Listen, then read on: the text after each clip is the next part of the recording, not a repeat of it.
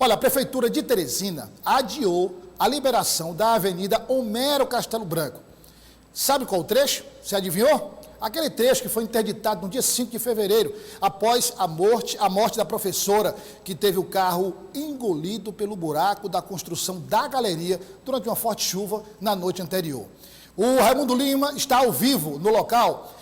Raimundo, nós temos inclusive uma imagem aí, por pouco, outro acidente grave não aconteceu neste final de semana. Então, adiamento da conclusão da obra, mesmo com a sinalização, mas parece que a informação não chega a todo mundo. Quer dizer, tem gente que não tem conhecimento e termina entrando nesse trecho extremamente perigoso. Boa tarde, seja bem-vindo. Boa tarde, Douglas. Boa tarde a todos. Pois é, nós estamos exatamente nesse ponto que você acabou de citar, que é aqui próximo do cruzamento da Homero Castelo Branco com a rua Eustáquio Portela. Trecho este que está interditado por esses blocos de concreto aqui, essas estruturas de concreto. Isso aqui está dessa forma desde o último dia 5 de fevereiro e havia uma previsão de que a avenida fosse desobstruída, esse trecho da avenida fosse desobstruído no último dia 12 de fevereiro, o que não aconteceu. A gente vai procurar saber agora do engenheiro da SAAD Leste, José Alberto Lustosa, o que houve, por que a avenida não foi desobstruída ainda e como é que está esse processo de conclusão desse trecho aqui da obra. Então, nós estamos aguardando a entrega de 2 grelhas de ferro com área cada uma de 12 metros quadrados para a gente colocar em cima desse PV. Essas grelhas servem para quê? Para exatamente captar as águas que passam nesse cruzamento, ok? Enquanto a gente não colocar essas grelhas de ferro, não temos como abrir, porque corre o risco de acontecer uma outra desgraça. Se você verificar com a chuva de ontem, uma pessoa tentou passar por entre essas peças, de cada uma dessas de 5 toneladas. Se ele tivesse passado, tá certo, fatalmente ele seria carregado por esse volume d'água.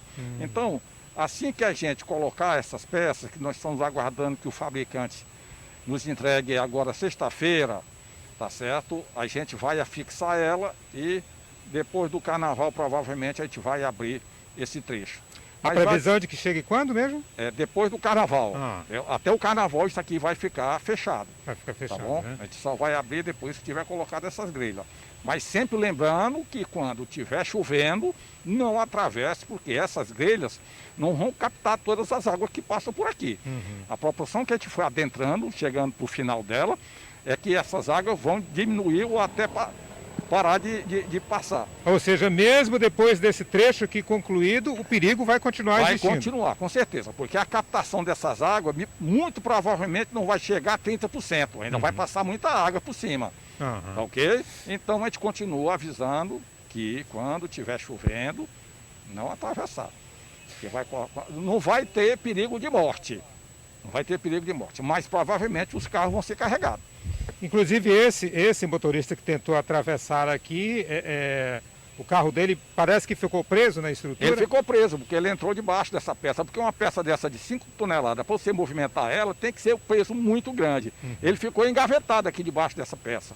Tá bom? Tá lá a marca vermelha do carro dele que ficou ali debaixo. Ou seja, colocou em risco a vida, mesmo vendo que estava interrompido. Exatamente, entendeu? Então, se você verificar bem, eu mandei pintar isso daqui com tinta refletiva.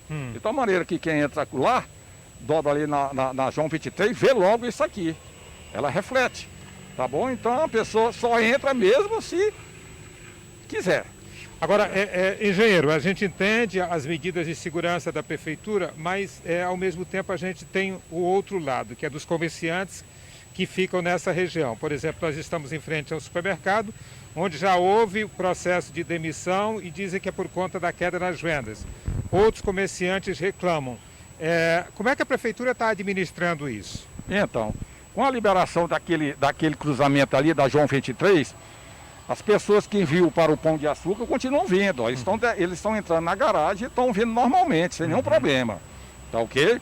Agora me parece que tem uma reclamação mais ali naquela casa ali, aquela casa. Mas Infelizmente vai acontecer esse tipo de coisa, tá bom? Alguém vai ser prejudicado, mas em benefício do restante da população. Tá ok? Tá certo, então. Muito obrigado, Zé Alberto, mais uma vez, reforçando o recado que ele já passou. Quando estiver chovendo, evite passar por esta região, seja de carro, seja de moto, de bicicleta ou a pé, porque a força das águas continua sendo muito forte neste cruzamento aqui. Douglas.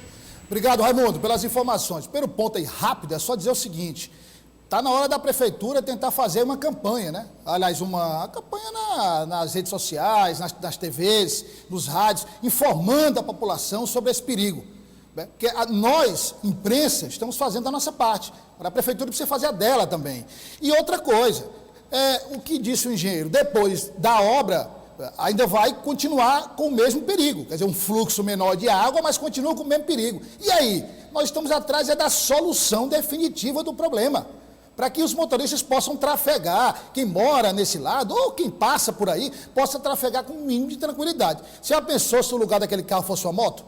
Estava dentro do buraco, nesse horário, ainda, como aconteceu com a professora.